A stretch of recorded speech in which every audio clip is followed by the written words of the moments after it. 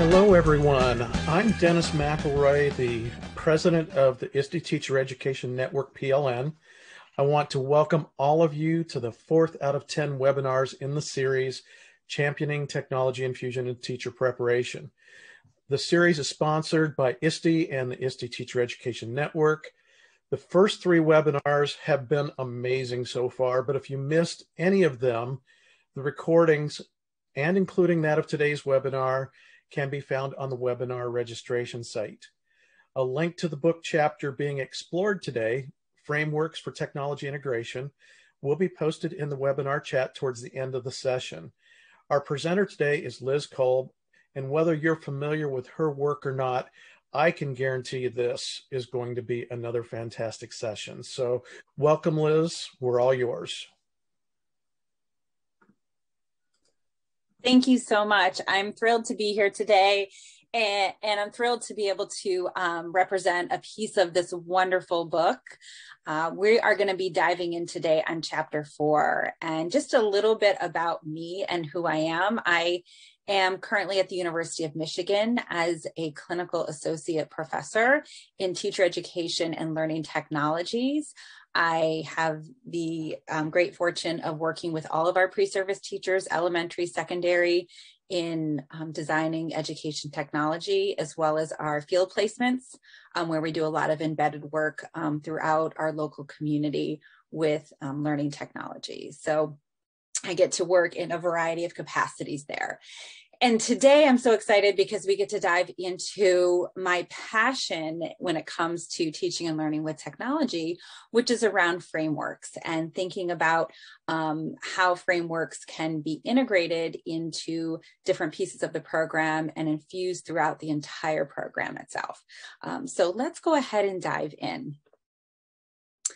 So I already mentioned this, I forgot about that, but I do want to plug once again, as Dennis mentioned, that if you stay till the end of the webinar, which I hope you do, you will receive a link to the PDF of this chapter. And we're definitely not going to be able to get into all the different frameworks that I discuss in the chapter. We're just going to take a deep dive into one. Please do stick around so you can get a copy of that chapter. So over the next hour, we're going to be diving into 4 different pieces. First, we're going to be kind of just sharing our experiences around what we're currently doing when it comes to teacher candidates and how they use technology and think about technology and how we support that as teacher educators. Then we're going to dive into visioning around how frameworks can help to better support our teacher candidates, as well as our teacher education faculty. And then we're going to take a deep dive into the EEE framework, one of the frameworks that I talk about in this chapter. I chose this one because if you do happen to know anything about my work, I created this particular framework. So it's definitely the one that I know best. And so we will take some time to understand how that framework might work. And then finally, I want to give you a little bit of time to have some breakout conversations around frameworks concerning the needs of your own institution. So we'll be doing some breakout rooms at the end. So I hope you'll stick around for those. So to begin, let's do some chatting here, and please do share out in the chat. But my question for you is, how do teacher educators know if a teacher candidate's use of technology in a lesson plan is effective in meeting the learning targets? So I would like you to think about that for a minute. How do the teacher educators at your institution know if a teacher candidate's use of technology is effective? Are there certain tools that teacher educators use throughout your program? Are there different strategies that they use? Is there some assessment model that's there? What are some things that are done at your institution? And it's perfectly fine to say, I don't know, or we use a wide variety of different things. But this is definitely a question that I often grapple with. And I think that many others grapple with as well in teacher education, especially around technology. So how do we know? How do we know if our teacher candidates' use of technology is effective? What's our metric, or what's our guide for that? I'll give everyone a minute to kind of think about it. Patty, I appreciate your answer. I don't know. Yeah, that's perfectly acceptable answer. It's very difficult. It's not easy. Arlene's saying sometimes just one item on the rubric is used to evaluate the lesson plan, right? I'm assuming that's kind of around technology. Kenny's not assessed there. Yeah, I think it's, you know, it's not uncommon for institutions to not really have any kind of assessment with technology built into the teacher prep program as a whole. You know, student surveys, but not till the end of the semester. Yeah, so maybe it would be nice to get those a little earlier. So Carolyn's mentioning, you know, the intentional use of the technology. So how intentional is it? Looking at the technology content knowledge versus the pedagogical knowledge. Is it making a difference? Sure, right? So asking those questions. So using kind of a questioning approach, it sounds like a little bit. Tying the technology to the course objectives. So Kelly's looking for if the technology use was kind of tied into the objectives or the learning targets, it sounds like. Amanda said that, you know, it's not assessed at the institutional level. Again, not uncommon at all, but evaluating a couple of different tools. Yeah. In working when Bridget's mentioning and working with K-12 teachers as tech integration specialists. The first look is at student engagement. Yeah, so we heard the term engagement a lot. We're going to talk about that today as well. Arlene, some are using the EEE framework. I love that. So I appreciate all these responses, and it really tells me that sometimes we're in a lot of different places. There isn't really a universal approach that teacher preparation institutes are taking when it comes to how we're evaluating how technology is used in lesson planning with our teacher candidates. We don't seem to have a universal guide or structure. And what's interesting is I work with a lot of K-12 schools, and when I ask K-12 admins, how do you know if a teacher's use of technology is effective? They kind of have very similar answers. Half of them will say, I just honestly don't know. I was never trained in this. Some will say, oh, we have like one question on our, you know, observational walkthrough that says, was the technology use effective? I mean, it's pretty kind of a generic question that they have. So at the teacher prep level, as well as at the K-12 level, we tend to really struggle with how do we support our teachers in making sure that the use of technology is effective. And that really is something that led me on the journey to create the EEE framework, which I'll talk about a little bit more. Yeah, and I'm seeing Ollie's mentioning the connection to like connecting things to like SAMR, which is a framework. We'll mention that a little bit today. Yeah. So what I wanted to share as we're thinking about this a little bit was I wanted to share one of my field observations that I had years ago, over 10 years ago, before I developed the EEE framework. I was doing a lot of field observation of teacher candidates. And when I was out in the field, I was asked to kind of observe their use of technology because that was my area of expertise. And I noticed certain things that were happening in the field.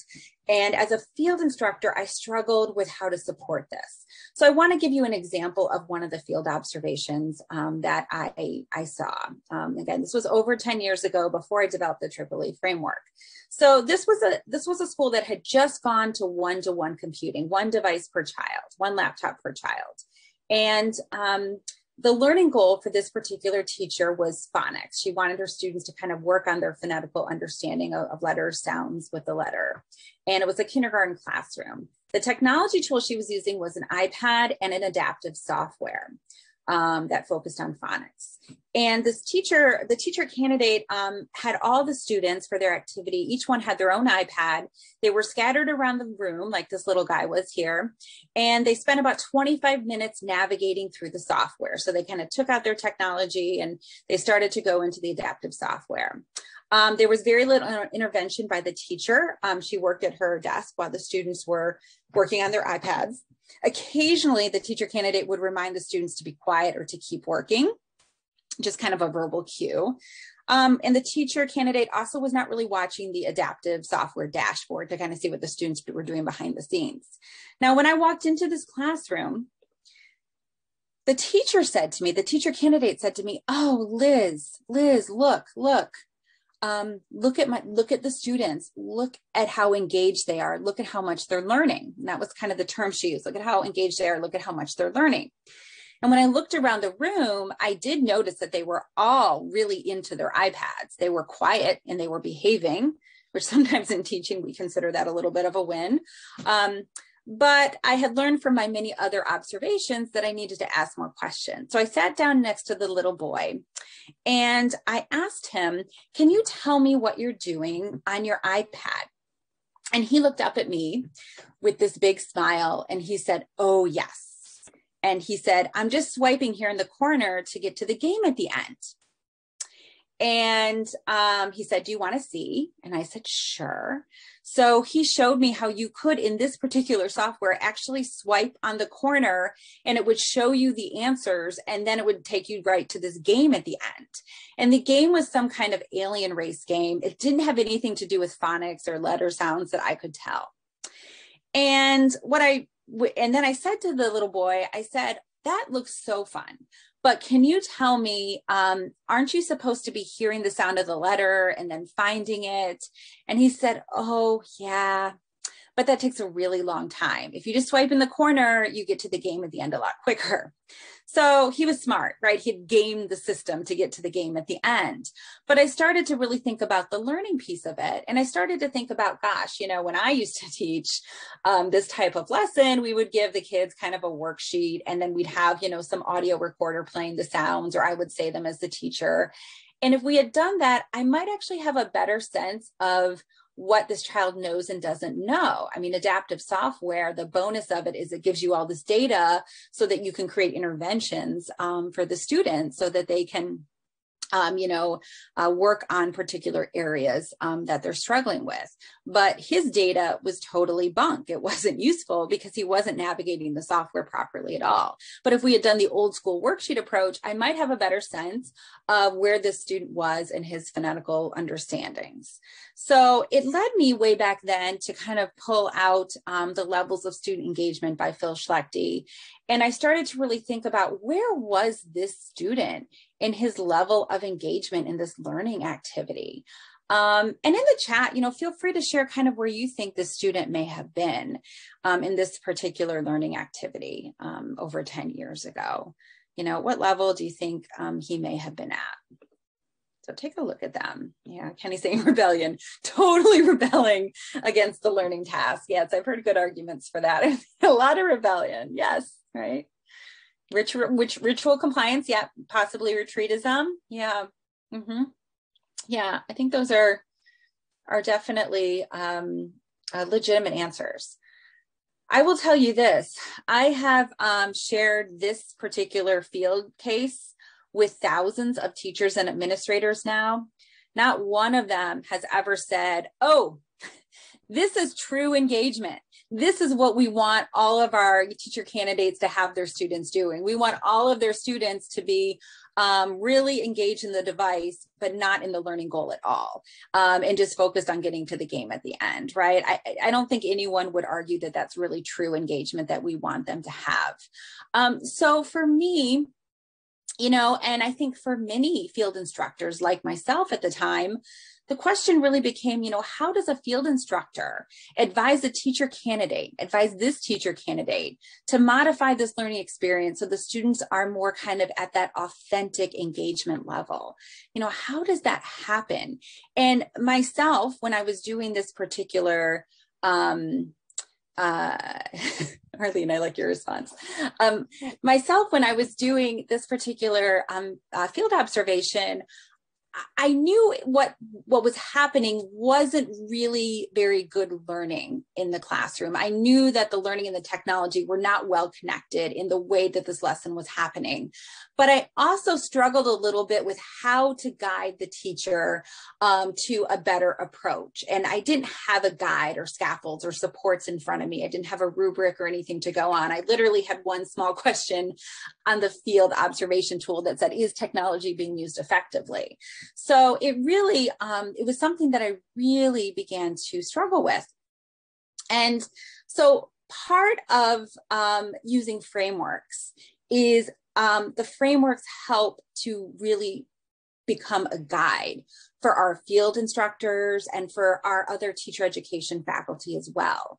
So it's really important that we are able to provide some kind of resource so that teacher preparation educators can support teacher candidates to make informed decisions with technology, so that teacher preparation educators have scaffolds and supports to provide insight and instruction for teacher candidates that teach them how to kind of add value using technology, and also that teacher preparation educators are able to frame and discuss technology with teacher candidates after an observation and in a way that's informed through all the work that they've been doing up until that point in the program itself, so that it makes sense, that it's using familiar language and tools and resources. And frameworks can help kind of provide this for us, so that when we have these observational moments, we're not kind of floundering saying, was it effective or not effective? So when we think about it in terms of the infusion model that we've been talking about, and I know that some of you had attended earlier sessions, and if you haven't, that is perfectly okay. And I recommend definitely watching some of those recordings or picking up the earlier chapters in the book. But when we think about frameworks, and we're going to get into those specific frameworks in a minute that we would use to guide and support teacher candidates, when we start to think about them, often if frameworks are even used, and some of you mentioned you're using some frameworks, some are not, but when frameworks are used, often they have been used in kind of a standalone technology integration course. Could be a 3-credit course, it might be a 1-credit, very quick course, it might be like an asynchronous module. Sometimes programs allow teacher candidates to test out, so they would maybe just have to check that they're familiar with a framework. But there are some problems with this kind of approach, where the framework is only, the EdTech framework would only be introduced in an EdTech course or module that's specific to that. And as you can see, the other programmatic pieces don't have that framework infused in it. So why might this be problematic? And, in the chat, feel free to share, like, why do you think this might be a problematic approach? So if you're using a framework, I think that's great, but thinking about, if we're only using it in the one EdTech course that's offered or the module that's offered, what are some problems that might come up from that?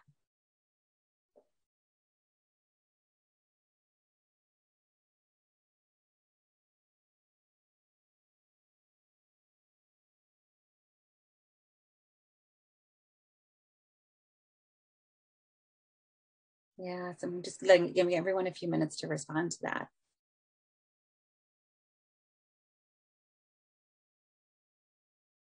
Oh, Madeline, yeah. So some really good thoughts that are popping up in the chat. I want to highlight on Madeline's mentioning that, often students don't necessarily see the value in the technology or in using the framework outside of the standalone EdTech course because they don't see it used in any other courses or programmatic pieces. I think that's so important. It really, once again, places technology as an add-on, like a frill, rather than an essential tool. So you're right. So if it shows up just there, then there's not as much value placed on it. Irina, I hope I'm saying your name correctly, but mentioning just also the research piece of it, right? That need to integrate technology within the context of teaching. So a lot of times ed technology doesn't have as much content, right? Subject area content. It's more about tools and skills.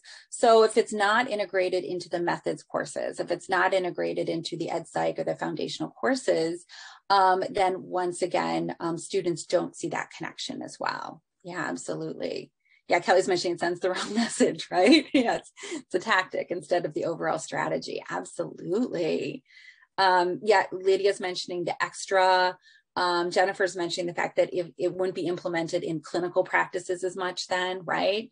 Absolutely.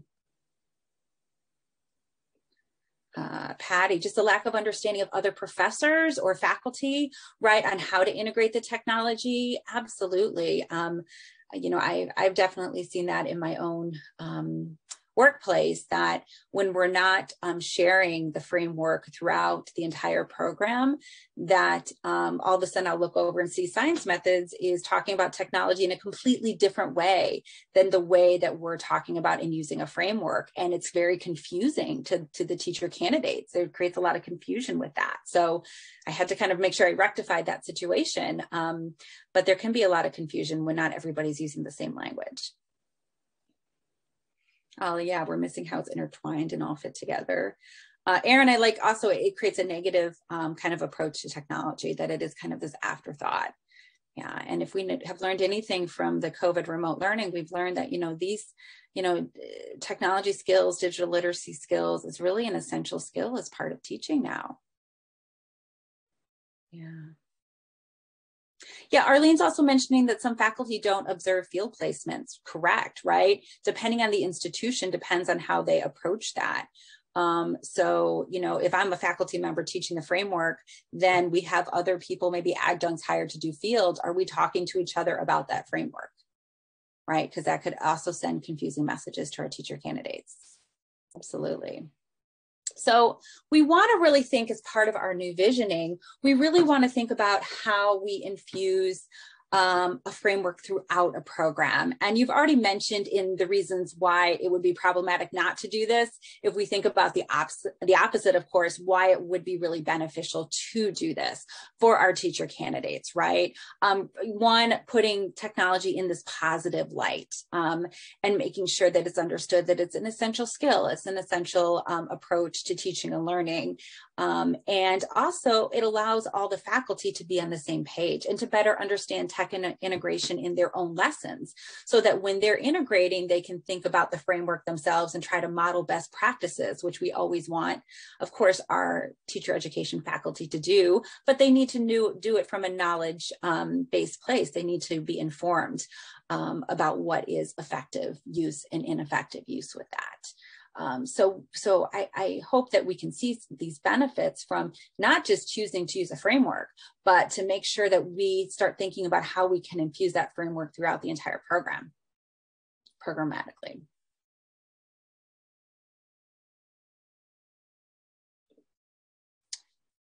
So in thinking about frameworks, the chapter talks about kind of two types of frameworks. And I've already seen some chat messages about a familiarity with TPAC.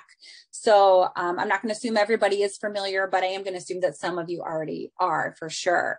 And, in the early 2000s, I think around 2004, I want to say, TPAC did come out as one of the first, frameworks to talk about and to think about how technology should be integrated effectively into a classroom, and making sure that these three knowledges come together, right? The ability to navigate the technology with the technological knowledge, the ability to know your content area, right? And know what needs to be taught within that, but then also know those pedagogical moves, those teacher moves, to be able to blend the content with the technology in ways that are effective to focus on the learning goals.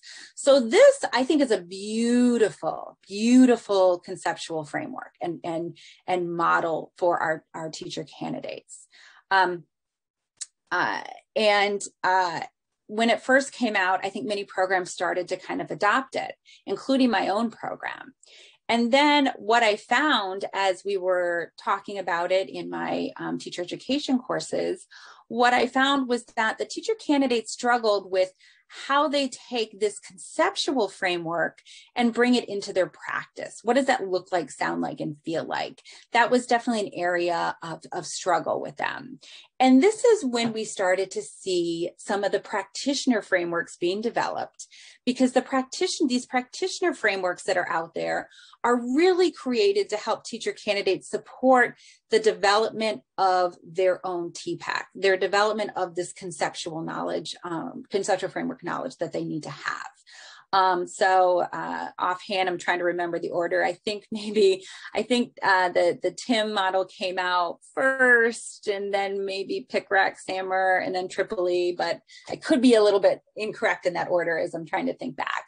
But all four of these frameworks are practitioner frameworks, And the goal within the practitioner framework is that they're all highlighting different pieces of TPAC within them, but they're doing it in a way that's digestible to the teacher education candidate. So it's not just kind of a theoretical idea, but it's actually looking at their practice in ways that are comfortable to them, whether it's through a matrix or through questioning approaches or through descriptors, different ways that teacher candidates can look at their lesson planning, look at another lesson, a case study, and kind of assess it and guide their thoughts around what's happening with the technology themselves. So there's some really great benefits of not just using these frameworks, but using them in a way that's infused throughout the entire program. And again, we've already mentioned some of these already. So thinking about the fact that, our teacher preparation faculty will use the same tool. So the field instructor is using this model right here. They're using the TIM model, and the methods course is using the TIM model, and the foundations course is using it, and the clinical practice with the mentor teacher, they're using it. So everyone is talking about the same terminology, the same language to support the teacher candidate. It also really makes TPAC very digestible, as I mentioned, and it also emphasizes rather than tools, none of these specifically talk about tools. Instead, it's really emphasizing pedagogy, this kind of yellow area here in TPAC, and the importance of the teaching strategies within when we're using technology, which is often overlooked because the emphasis sometimes tends to be on tools, which I'm hoping that most agree that the emphasis should not solely focus on tools. So with that said, what I wanted to do was to take a deep dive into one of these frameworks today. We don't have time to go into all the frameworks. The chapter that you're going to get at the end today definitely takes a deep dive into all 4 of these practitioner frameworks and also highlights more pieces about TPAC and how they connect together. And I do want to emphasize in the chapter, it talks about some kind of best practices within teacher prep programs when you might want to use a SAMR model versus a PICRAT model, or when you might want to use a few in conjunction with each other. So it gives some advice and some guides about how to think about these different types of frameworks. So you can definitely dive a little deeper into that. But we are going to take a deep dive into the EEE framework because that is the one I developed, and I can definitely, oh, Ali, I saw your question. So I am not saying you should use all 4 practitioner frameworks in a program. I think that would be incredibly difficult to do.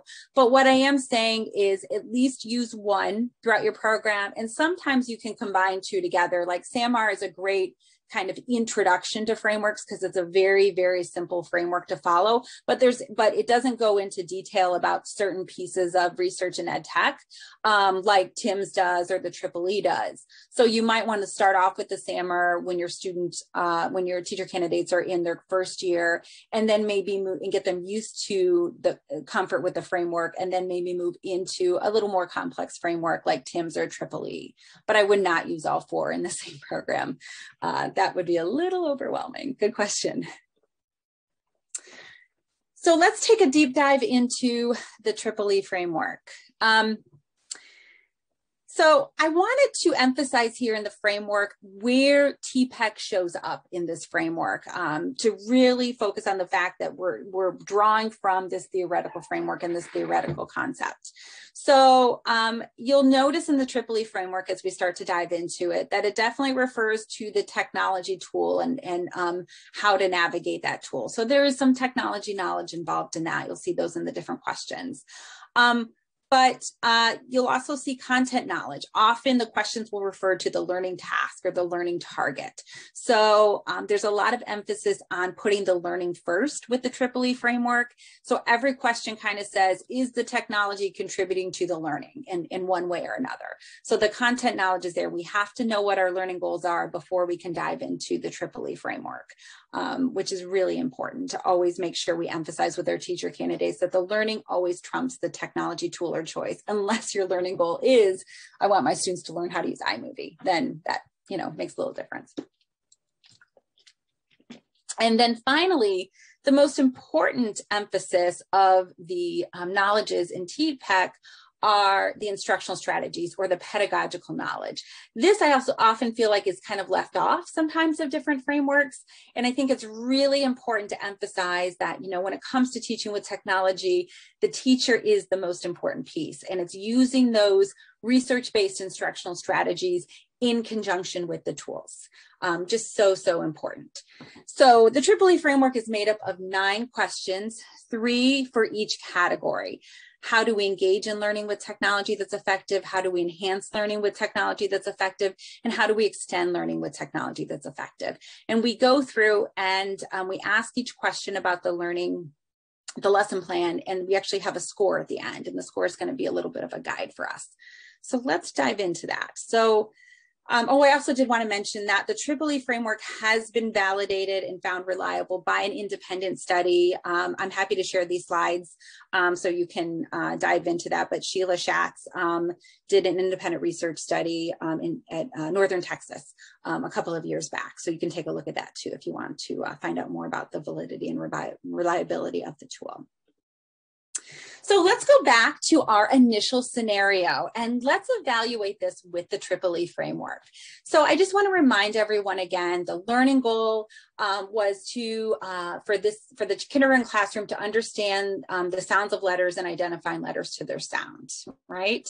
So let's dive into the framework a little bit. And what I'm actually going to do is I'm going to take us out to the EEE framework. And I have a website, it's an open source website that anyone is welcome to use. And on the website, I have an interactive rubric, so we will use this one. So the trick with this framework is anytime I say technology tool, I replace it with the actual tool. So we know that the tool is adaptive software on the iPad, right? So we'll make sure we replace any question with that. And then when it says learning goals, I actually say what the learning goals is. So to shorten things up, I'll just say phonics. So I try to replace that. I apologize. My daughter is getting a phone call for her voice lesson. Apologize about that. So let's go ahead through this. Does the adaptive software help students focus on learning phonics with less distractions? Absolutely it does. Somewhat it does, or not at all. And in the chat, why don't you go ahead and answer what you think? You can put an A for absolutely, an S for somewhat, or an N for not at all.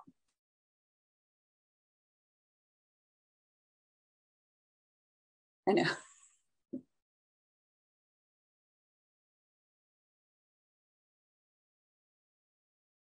Kelly, I like your response there. Yeah, so I'm seeing the majority. Yeah, Jennifer, I'm assuming B is somewhat. Yes. Yeah, somewhat to not at all. So what I'm seeing for your responses is we're in this somewhat to not at all range, correct? So I agree with that. And usually in the framework, we're either between somewhat and absolutely or somewhat and not at all. Unless it's really obvious, then you're at not at all or absolutely. So I think we had mostly somewhats in there, so I'll go with that. But somewhat or not at all are great answers for that. Does the adaptive software help to motivate students to begin learning about phonics? So in this one, I always say part of this is kind of the wow factor or the unique factor, the memorable factor. Is this something they haven't done before? So there's a little extra motivation in the beginning. Of course, we know that will wane eventually. Let's see. So I'm seeing a lot of somewhats. Yeah. No for the student care, right? Yeah. So yeah, again, this is between somewhat and not at all, I think, right? There might be a motivation if they haven't used the adaptive software before, maybe they're kind of excited to do the first few problems, but we know that will wane, right? But it's definitely not an absolutely, right? He was not necessarily excited to jump in because he wanted to learn phonics, that's for sure. All right, so I'm gonna say somewhat for that. Third question, does the adaptive software cause a shift in the behavior of students where they move from passive to active social learners? So it's asking really two things. Is the technology supporting active learning, and is it supporting social learning? So are we seeing social learning happening here, and are we seeing active learning happening? Yeah, I'm seeing a lot of no's on this one. So Jennifer's saying somewhat to active, right? There is some interactivity, I guess, right? But, you know, actively swiping in the corner, right? So not so much with the way that this lesson is being enacted with it. Yeah, so I would say no to that too. All right, so those are the 3 engagement questions. So and they're all based around research on social learning and active learning and motivation and time off task, which if we had more time, we could get into those details. So then we get into the enhancement level. So the first question with enhancement is, let's see, but the first question with enhancement is, does the adaptive software aid students in developing or demonstrating a more sophisticated understanding of phonics? So this is asking, is it helping students get to their higher level thinking skills around the content goals around phonics? Or is it keeping them kind of more at the lower level of thinking, like kind of remember, understand? So what do we think with that?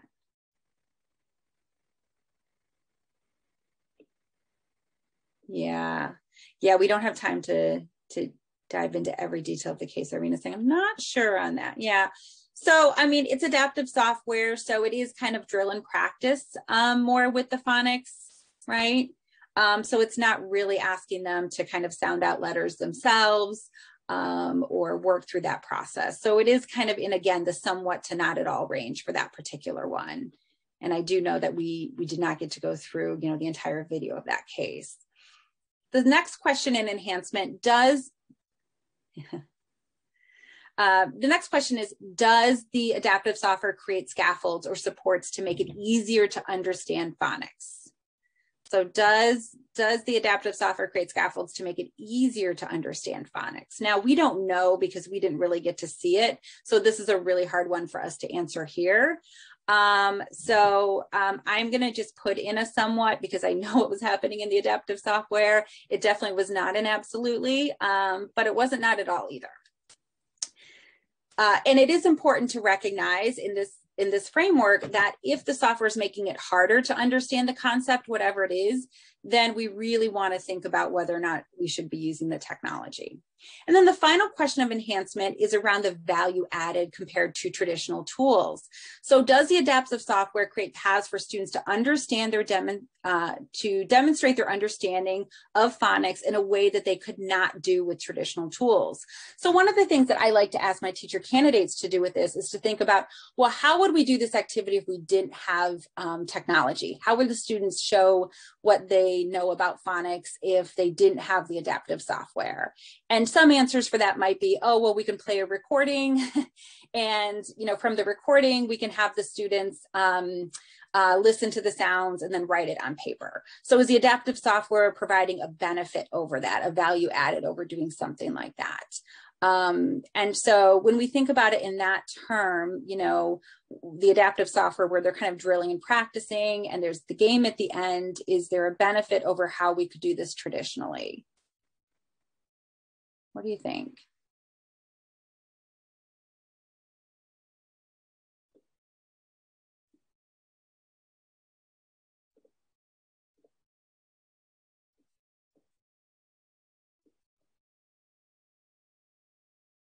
Yeah, possibly, right? Arlene's saying maybe more individualized per student, like you get the data, you know, students can maybe at their own pace, Patty.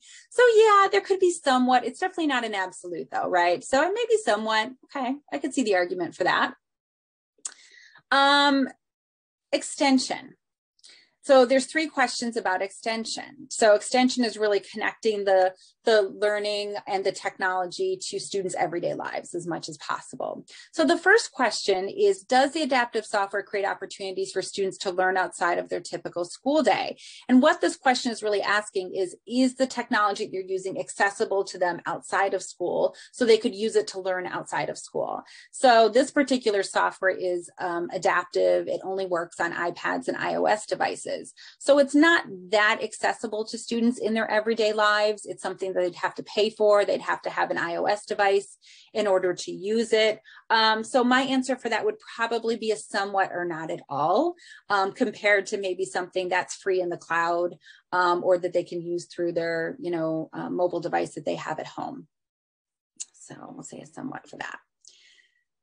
Second question, does the adaptive software create a bridge between school learning and their own everyday life experiences around phonics? So is the adaptive software making phonics real to them? Again, we didn't get to see the software in this particular example, so it's a little bit hard to tell, but it's pretty generic. It doesn't bring in any of their own community or their surroundings or words and phrases or people sounding out words and phrases that they're familiar with. So there's not a whole lot of that. I mean, they might recognize the letters they see in their community, but there's not a lot of good transfer happening in this particular piece of software. So again, this would probably be a somewhat to not at all. And then finally, does the adaptive software allow students to build skills that they can use in their everyday lives? So this is asking about soft skills and building on like those, important soft skills, collaboration, communication type skills. Is the adaptive software giving them opportunities to build these necessary skills? So what do we think? No, not a whole lot. Notes. I agree with that. There's not a whole lot of that in the adaptive software, at least the way it's being used, right? No social and not a whole lot of real world experiences. So then we're going to go ahead and see what the results are here. So once I submit, I can see that my result is a 6 out of 18. So what does that mean? Well, first, let's actually take a look and see where we're strong and weak in our E's. So each E is out of 6. So in engagement, we have a 2 out of 6. So it's fairly weak, especially in the area of social and really interactivity in their learning. So we want to think about how can we make this kind of lesson more social and interactive, because that's lacking. And we also see that there's some distractions within the tool we've chosen as well. So being aware of that and cognizant of that. Second part, in enhancement, we also have a 2 out of 6. So it's not enhancing very well either. In particular, students are staying kind of in their lower levels of thinking skills, more in kind of that drill and practice area, and it's not really giving them opportunities to get to any of those higher levels.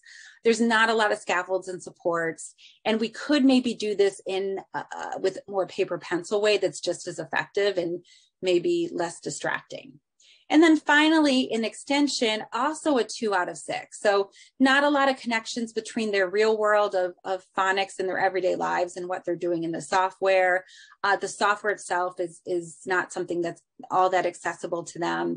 And there's not a lot of soft skills being built into this. So each area could definitely use some improvement. And when we look at the actual score, 6 out of 18, our scores tell us this kind of ends up in the red light area, meaning that we really want to rethink both the tool and the instructional strategies we're using around the tool because they're not connecting well to the learning goal. When we're in a yellow light range, it means that usually we want to think about maybe not changing the tool, but adjusting the instructional strategy so that maybe there's more social learning happening or there's more emphasis on higher cognitive thinking, that type of thing, or some more real world examples. And if it's in the green light area, it means there's some really strong connections between the learning goals, the instructional strategies, and the technology tools that are chosen in the lesson. So all of those work together. Again, all those pieces of TPACK kind of working together in that lesson. So if I go back to how I might advise my teacher candidate, well, since we're at a 6 out of 18, and if we're using this EEE framework, we can look at those areas that are the weakest, and we can think about what we could do to make changes. So we could talk about changing the tool, maybe using a paper pencil approach with the audio player makes more sense in this, or the teacher saying out loud the different letters. It could be recorded. Or maybe it's changing the instructional strategies around the tool. Maybe they can still use the adaptive software, but have them pause every 8 to 10 minutes and do a turn and talk about what they're learning so it can be a little bit more social. So this is an opportunity to talk through some good pedagogical strategies that we know and use, as well as thinking about different tool options that might work a little bit better. And if you have any suggestions too about changing the tool or instructional strategies, please feel free to throw those into the chat as well.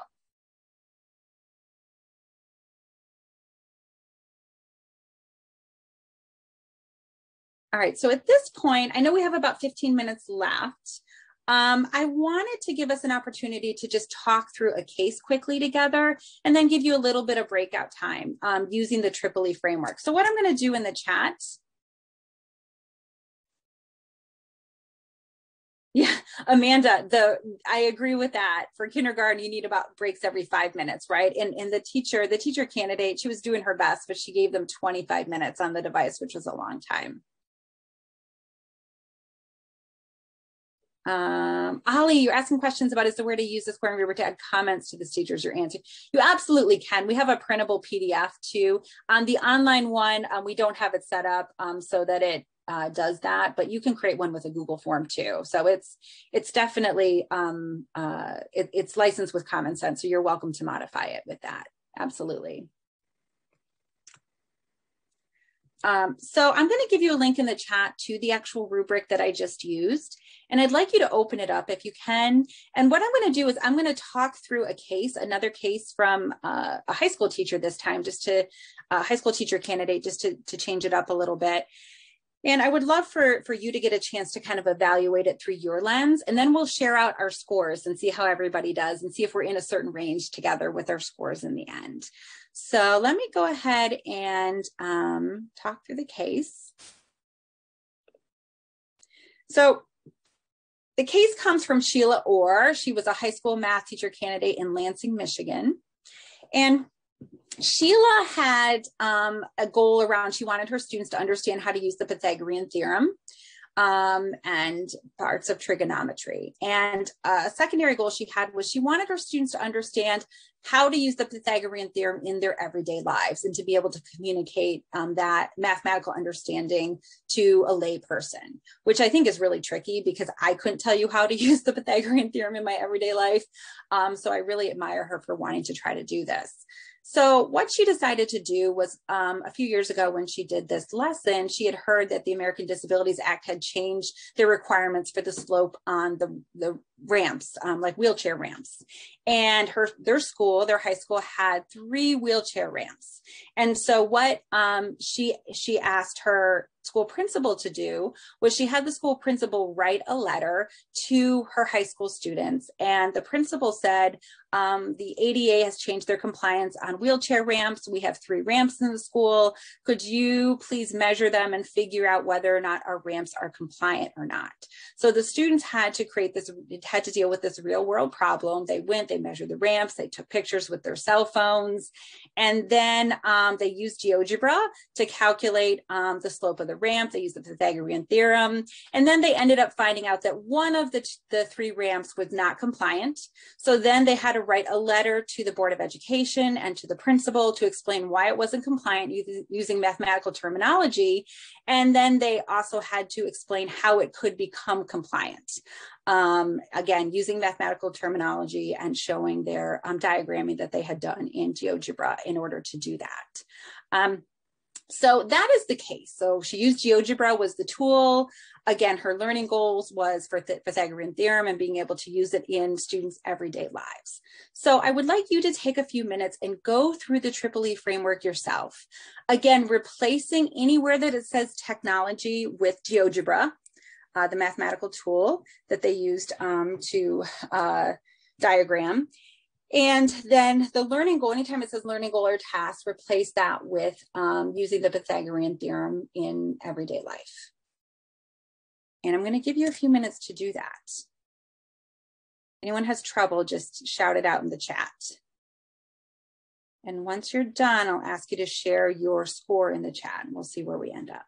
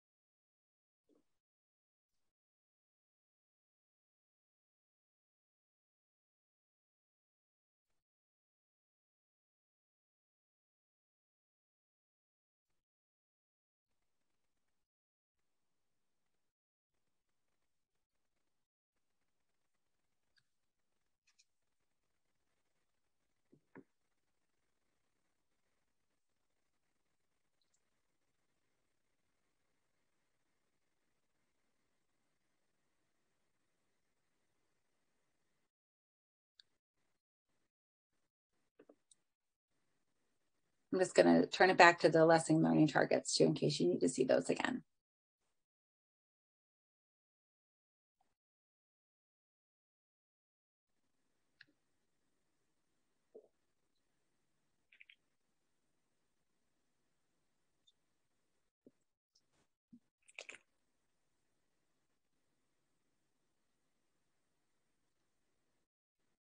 Rena's asking, I believe they made their own sketches. Good question, if I'm recalling it correctly.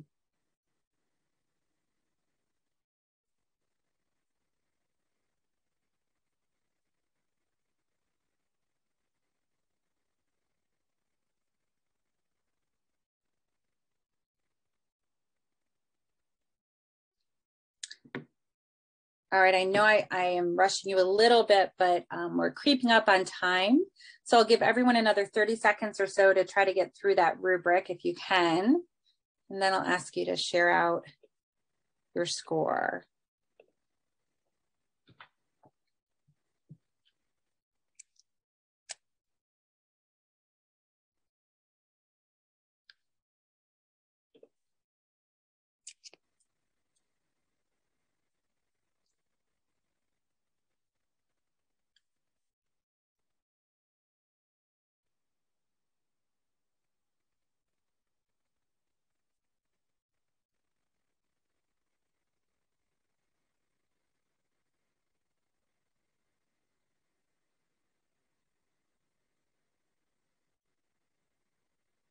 All right, if you have a score, go ahead and share that out in the chat so we can see where everybody was at.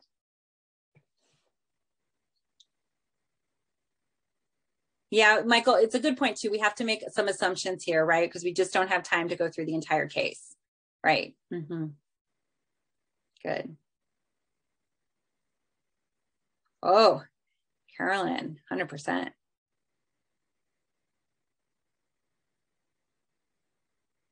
All right, I know I rushed everybody at the end, so you may not have had time to quite get to those last few questions, but I'm glad some were able to share out theirs. But yeah, with a lot of assumptions, right? I know. So we're we have to pretend a little bit right here together, but not when we actually see a real case. So I'm seeing a lot of scores in kind of the upper range. And in general, this lesson does score in kind of that upper range. And of course, not everybody has the same score, right? We're seeing 12s, 13s, 16s, and 18. But they're all kind of in this upper range. So this is a lesson where the chosen technology does seem to connect well with the learning goals and with the pedagogical strategies around it. And Michael's assumption of a lot of like questioning and probing and discussion definitely happened in this lesson from my own observation. But so those teacher strategies are important within the rubric itself too, right? If we know that there was a lot of discussion and students were working in groups and pairs, that really helps with the engagement piece. So I did not get to share all of that with it, right? So this tells us that, we would talk to the teacher and maybe give small guidance, maybe say, oh, next time, make sure you give a checklist to the students or something kind of small, but it definitely doesn't need to have big overarching changes in this particular lesson. So the rubric would be something that just kind of reinforces that this is a pretty strong lesson that this teacher candidate did. And there's still areas where maybe you had a 1 out of 2 or even a 0 out of 2. So they can make small modifications and adjustments because these frameworks are also meant to take a good lesson and make it great. It's not just about saying, it's not saying a lesson is bad or good. It's really a guide for us to just create lessons that are a little bit stronger than they were before, or maybe make different choices because we're recognizing that the tool doesn't make any sense for the particular lesson that they've done. So that's a little bit about how to use one of the frameworks very briefly, but I'm hoping that you can see how maybe this kind of tool could be used in the field. It could be used in methods classes when you're looking at content specific software. I also wanted to emphasize that these frameworks can be used also for remote learning and remote learning lessons. And on the website and the blogs there, I have on the EEE framework website, I have a bunch of examples of how you can use it for remote learning lessons as well. So it's not something that's only for face-to-face because it really is about the whole lesson itself. So with that said, we only have 4 minutes left. So I don't think we actually have enough time to really break out. So instead, maybe what we could just do in the chat is kind of share our own reactions. of, first it can be to the EEE framework itself. You know, what are you thinking? Could I use this framework or another framework within our teacher prep program and infuse it? And what might be some of the challenges to do this, as well as the benefits? So what are some things that you're noticing from this framework, or just thinking about frameworks in general in your teacher prep program or institute? Oh, Amanda's already using this framework. Okay, great. With your EdTech course, and ask the students to use it when they're evaluating tools during the course. Yeah. Yeah, in the EEE, we actually have a specific framework just for looking at tools that uses the same 3 E's in different ways. Yeah, and Amanda, do other professors in your program use it too, or is it just in your EdTech course right now?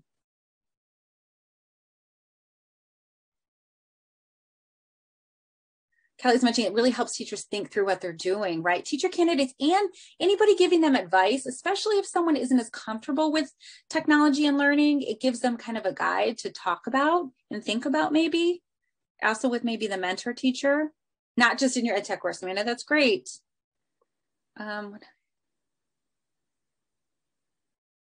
Madeline, I like, it's easier to implement the framework. Yeah, so the goal is with these practitioner frameworks to make it really digestible and easy. And you can maybe even get to the point where you just think of each E or each piece of the framework really quickly in your mind.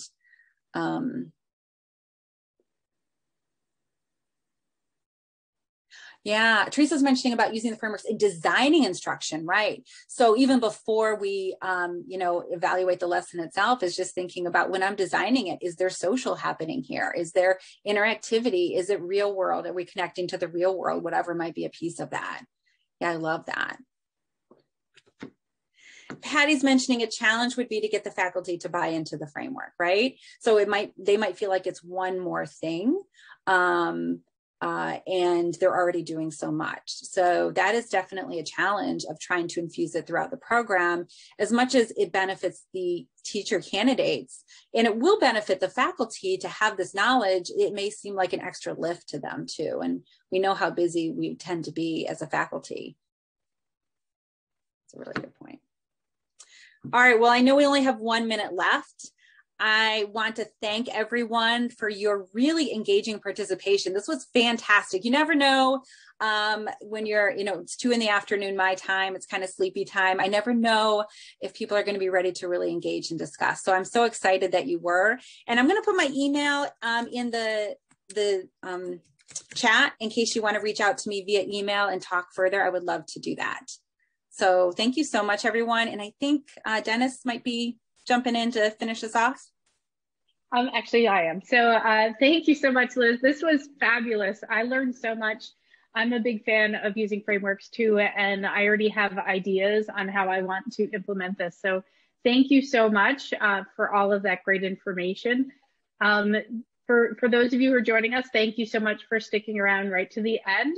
Make sure that you connect with each other and keep going and having these conversations. This is only going to help us. And then please, if you haven't signed up for the rest of the series, make sure that you take the time to sign up for the future ones that are coming on up. And then the last one of this series is actually going to happen during ISTE 21, so which is a virtual conference. So if you want to join us and you're planning to attend that conference, we'd really love to have you be a part of that conversation. So thank you again, Liz. Thank you. And thank you everyone for joining us today. It was really fun.